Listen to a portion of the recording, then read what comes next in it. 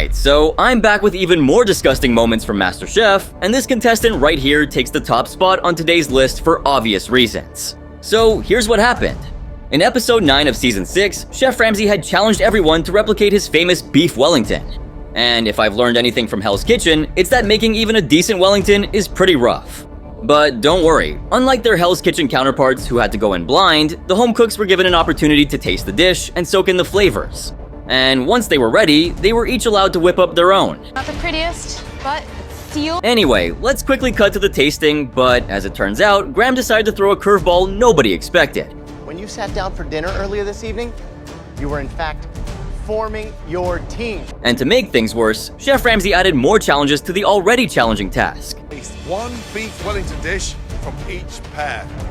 But guess what? There was one pair of contestants who left Chef Ramsay speechless. Tell me about your Wellington. This is actually Hethel's Wellington, but What? yeah.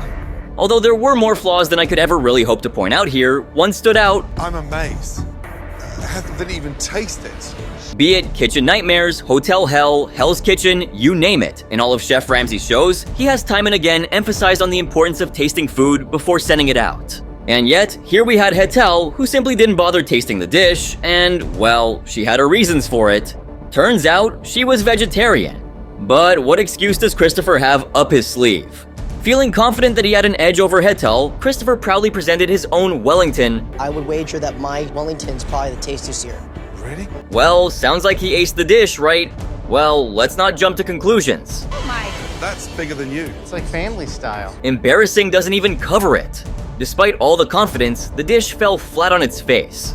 But wait till you hear his version of the story. I don't want to throw under the bus, but my beef Wellington's amazing. And well, he wasn't done yet. As high caliber as something that I would serve in my restaurant. And finally, when it was time to present his dish, here's what went down. Oh my. That's bigger than you. Ouch. That's gotta hurt. I mean, Chef Ramsay wasn't having it, and he made sure Christopher understood the gravity of what he'd done. How's that possible? It looks like a cushion from the MasterChef lounge. What have you done? I mean, Wellington didn't just look bad, it was awful. And Chef Ramsay couldn't even hide his disappointment anymore. You know, like the potatoes came out good. I know. Bloody Anyways, hell. yes. Pastry's raw.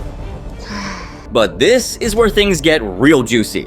It was time for Hettel to bring up her dish. And, well, let me remind you once again that this was probably Hettel's first attempt at making a meat dish at all, let alone one this complicated. So, how do you think it turned out? It's delicious. Yup, she killed it. That's the best vegetarian beef Wellington I've ever eaten. Leave it to the vegan to ace something as tough as Chef Ramsay's Wellington, right? Over on the other side, it was time for Christopher to face Christina's criticism. And nope, she wasn't about to go easy on him. Yeah, No. It's my turn to talk. Well, I'm sure he wasn't expecting any of that. But Christina wasn't showing any signs of stopping either. But you have to give it to him. I mean, he made Christina mad. So that's saying something. I mean, just think about it. First you serve a dish that has no redeeming qualities whatsoever, and then you defend it. If I had executed it properly, yes, I would want you to taste it, but I didn't. You said you're not gonna get to taste mine just because I left the sauce off. No, that wasn't the only reason. That was something I was... Come on, man, what were you even thinking? Despite Hettel's subtle attempts to slow him down, Christopher seemed to be on his own trip. And, well, what happened next was inevitable. He brought it on himself. But you haven't been able to put it on a plate, and you gotta get your technique and your skill up before you can start running. Yeah. That is one of the rare times when Christina completely lost it on the show, and well, she had a good reason for it. But you know what? Jenny from season 2 was just as worse, if not more. So I'm talking about the elimination round in episode 7, and believe me, this time the challenge was pretty simple and straightforward. Elimination test is desserts. But as always, there was an ingredient that was supposed to be the star of the dish. That's right, coffee.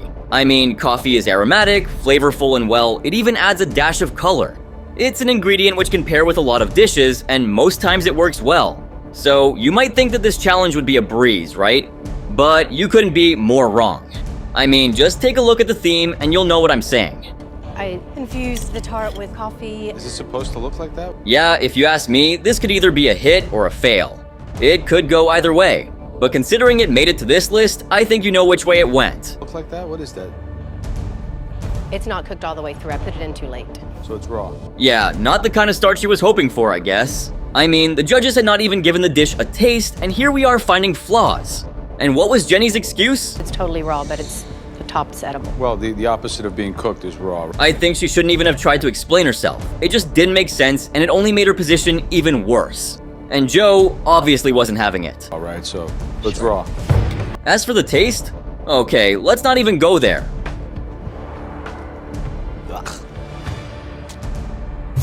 I guess that says it all.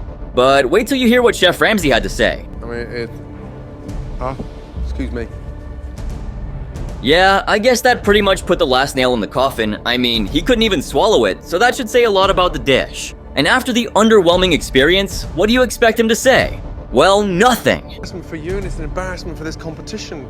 90 minutes, Jenny. It's crazy how she spent 90 minutes over something so hideous. Chef Ramsay's disappointment was palpable, and he wasn't about to let her without a good verbal lashing. That is hideous. You should come with a health warning sign. Well, I'm sure Chef Ramsay's insults were probably ringing in her ears for the entire night. Be it terrible attitude or terrible dishes, the contestants on MasterChef sure know how to embarrass themselves.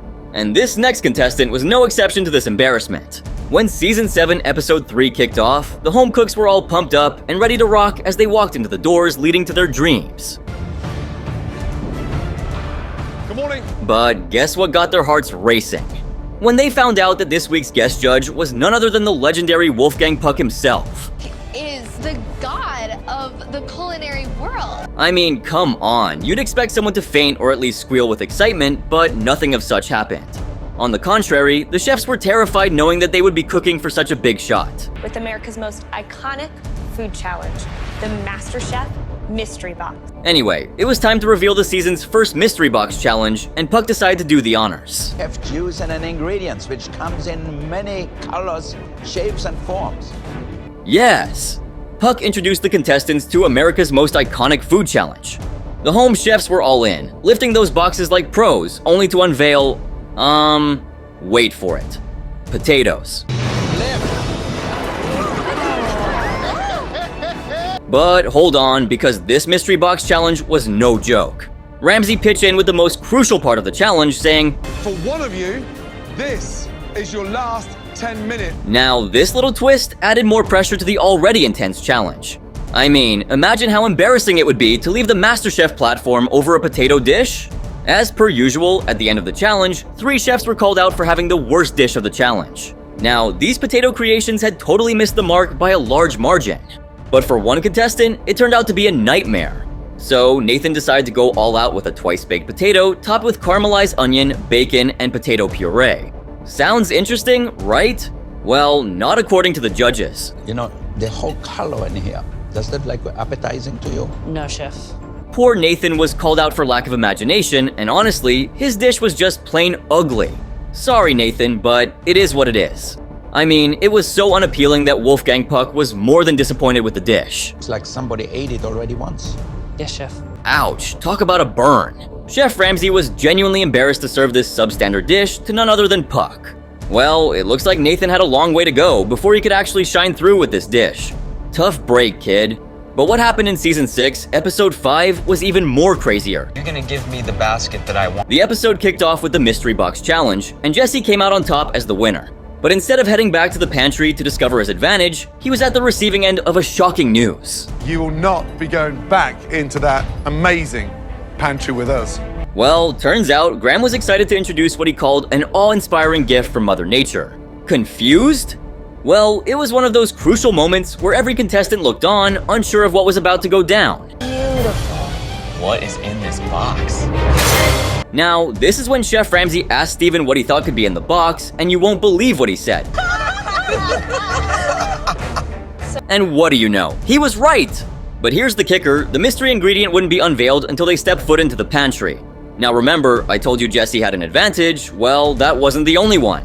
If Jesse hands you a basket with a bow, then you'll be making a sweet dish. What's more, using this incredible ingredient in a sweet dish could either be, in Chef Ramsay's own words, could either be a game changer or game over. Anyway, Jesse now held the reins to hand over the baskets to the contestants. Give it to me, please. And well, he had a pretty strategic plan in place. I'm just gonna give the weaker contestants the sweet baskets because They're probably gonna struggle. You're baking. Yes, he wanted to weed out the weaker contestants by challenging them with the sweet dish. But wait, did I mention the mystery ingredient which was causing all the confusion? Yes, corn. Ah, that explains the golden glow. Fresh white and yellow corn, canned corn, corn tortillas, popcorn, and even candy corn. Everything corn was laid out in front of their eyes in the pantry. While Steven was beaming with joy thanks to the deep connection he had with corn and cornfields, there were also those contestants who had no clue what to do with it. But my brain doesn't want to go down corn and dessert. It says those two don't go together. Anyway, when it was time for the preparation, Veronica, who had always been comfortable with the idea of desserts, went with corn creme brulee.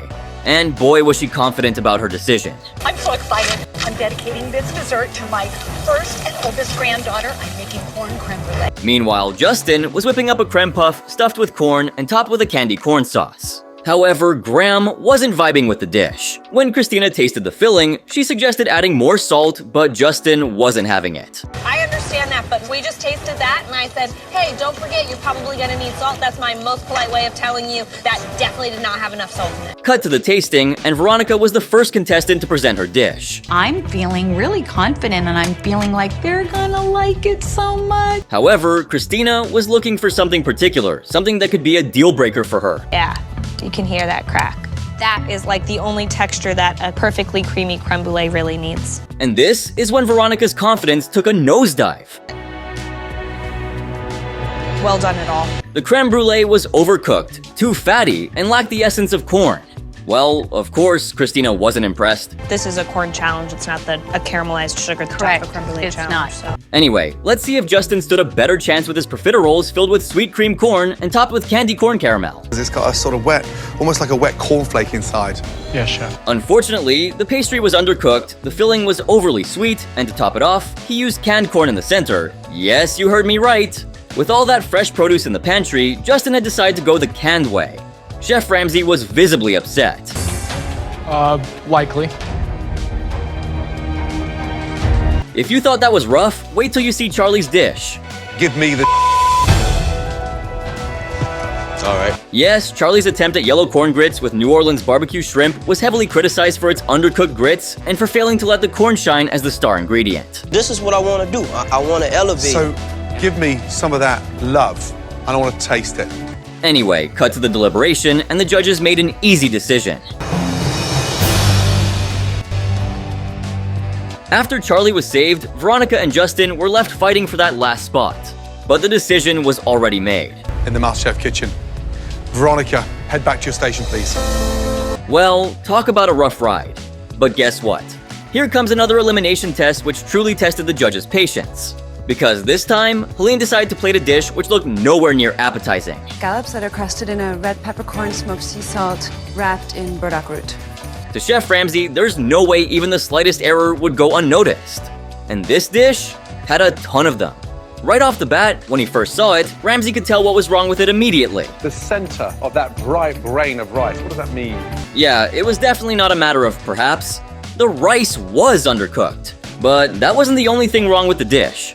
It was just the beginning. A basket. Oh, God, I could scream. A burdock basket? Did she mistake MasterChef for like an art and craft show or something? Ramsay nearly wanted to pull his hair out. That's how wrong the dish was. And the scallops, stuffed inside, were completely raw to top it all off. I feel like at this point, Helene wanted to get eliminated because there's no way someone who wanted to stay on the show could possibly put out raw food so brazenly like that. I mean, first it was raw rice, then it was raw scallops. Man, was there anything on that plate that was actually cooked? And Ramsay, he was beyond disappointed, and what he said next was totally justified. Trophy, I'm thinking, nah. Well, that was Ramsay, but like I alluded to earlier, it's time for Joe. Well, let's just say if I were Helene, I'd start crying on the spot. Scallop basket.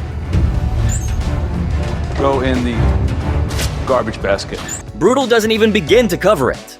Yep, MasterChef isn't just a game, and treating it like one isn't an option if you want to win. Chalk that up as a rare moment where his and my opinions are aligned. You can't just bring whatever to the table and call it a dish, so long as it's got some fancy avant-garde element. Especially if that frou-frou nonsense is raw. Well, presenting a dish like that was a bold move. But up next, I've got a contestant who sure knew how to give tough competition to land the last spot. Yep, I'm talking about Amanda, who decided to make something rather simple. Now, if you didn't already know, Amanda claimed to be a health freak, and it kind of showed in her food. But since she was in the MasterChef kitchen, she decided to take some risk. Fire! Fire? You got a fire? To make things even more challenging, she also decided to make her own tortillas. However, Erin wasn't buying her confidence. All she needed was one small slip-up, and the dish could be the end of her on the show. But Amanda was ready to take the risk. I yell fire, and Chef Ramsay comes over so valiantly. When Amanda started working on her dish, things didn't go exactly as planned. No, it's not funny. You're right. Trust me, you've got your neck in a noose. Be careful. Although Amanda wasn't willing to give up, the judges were thinking that she should have pivoted long ago. When Erin asked her if she was happy with her tacos, Amanda decided to put on a brave face. And yellow beans, white asparagus, and sun-dried tomato. Not keeping things simple.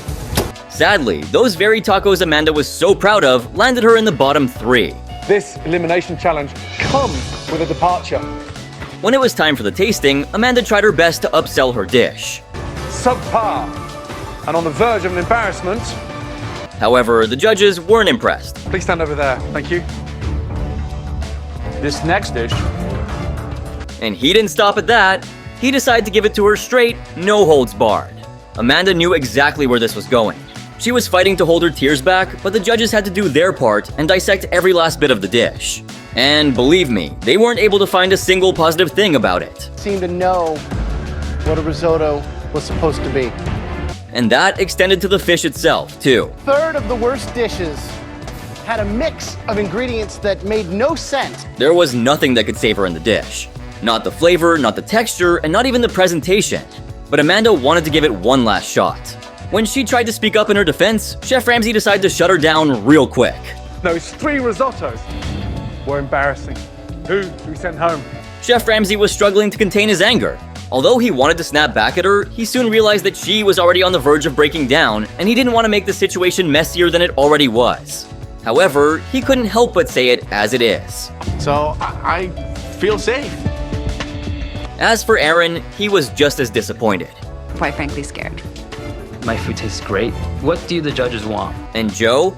Well, surprisingly, he wasn't in the mood to unleash his bad mood. Undercooked rice with every mouthful just full of grit. Either way, that was pretty much how Amanda's tacos sank to the bottom, taking her along. Flying by the seat of your pants. Back on your station. Thank you so much. See, forgetting the basics can be a real setback, especially in a cooking competition where every detail matters. And Amanda wasn't the only one who suffered the consequences of her poor decision-making. To be a chef, and unfortunately, I never took that career path. So, I'm talking about a certain time from the auditions when Tracy was so excited to present her dish to the judges. But only time would tell if her enthusiasm would translate into a winning creation or a disappointment. A wild mushroom crispy risotto cake with a truffled egg. But let's pause for a moment and soak in the confidence that Tracy exuded. I'm gonna cook you the best dish I can possibly cook. Get an apron. And just as the judges wore a smile, she went ahead and did this. What is that? This here is just some white truffle oil. The disappointment written all over the judges' faces was painfully obvious. Adding white truffle oil to what could have been a perfect dish had completely ruined its appeal, and the judges had absolutely no hope for the dish. One of the most pungent, ridiculous ingredients ever known to chef. It's remarkable how one ingredient alone can signal so many warning signs, and Chef Ramsay wasn't holding back. I think you've just put your apron up in flames, let me tell you that. You could practically see her spirit crumbling under the weight of Chef Ramsay's criticism. See, the dish looked good at first glance, but once that pungent smell of truffle oil hit the nose, Chef Ramsay was immediately turned off. Finish. Damn. As for Graham, although he found the dish to be delicious, he couldn't ignore the sharp hit of the truffle oil. But that truffle oil, it really takes over that dish. Although she did realize it was a big mistake, it was too late to go back. However, there was a twist. The judges decided to give her another chance. I won't. Thank you so much. And I promise I won't screw it up. Well, at least someone left the auditions with happy tears. So, can you think of more times when contestants messed up beyond the point of return? Make sure to let me know in the comments below. And if you enjoyed this video, make sure to drop a like, subscribe, and turn on my post notifications. And if you want to watch something crazier, don't forget to check this video right here.